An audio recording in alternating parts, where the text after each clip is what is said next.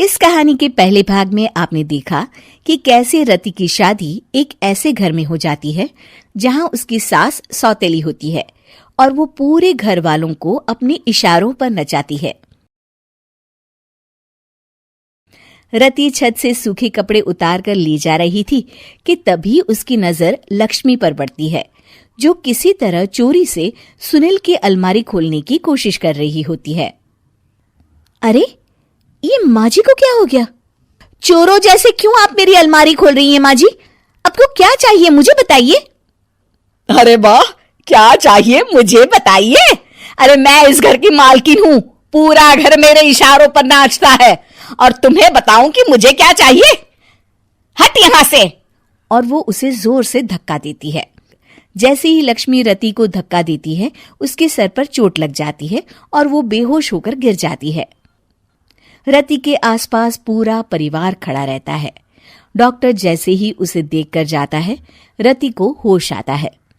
अरे बेटा, तुम दूर क्यों खड़े हो? मेरे पास आओ, मैं तुम्हारी माँ हूँ, कमला। रति के मुंह से लक्ष्मी सारंग की माँ का नाम सुनती है तो हैरान सी रह जाती है। क्या बोला रति बहू? चुप कर डायन, तूने मेरे पति और बेटे का हाल बेहाल कर दिया।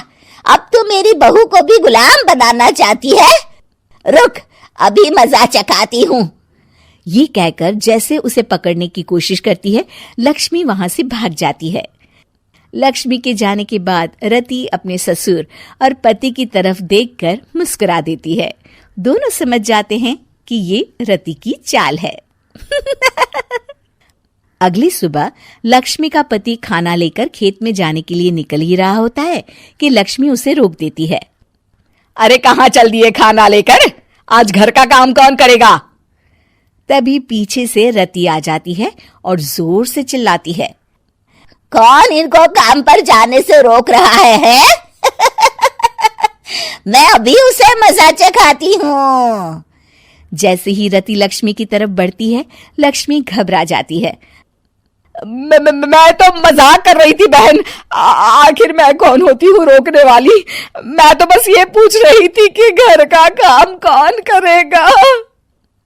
कौन क्या? तू करेगी। चल उठा झाड़ू और शुरू हो जा। लक्ष्मी पूरे घर में झाड़ू पोछा लगा रही होती है कि अचानक सामने सारंग खड़ा हो जाता है। अच्छा माँ, मैं काम पर जा रहा हूँ। रति के मामा की फैक्ट्री है, मैं वहां आज से मैनेजर के तौर पर काम करूंगा। सैलरी भी अच्छी है। अरे सारंग, तुझे क्या जरूरत पड़ गई काम करने की?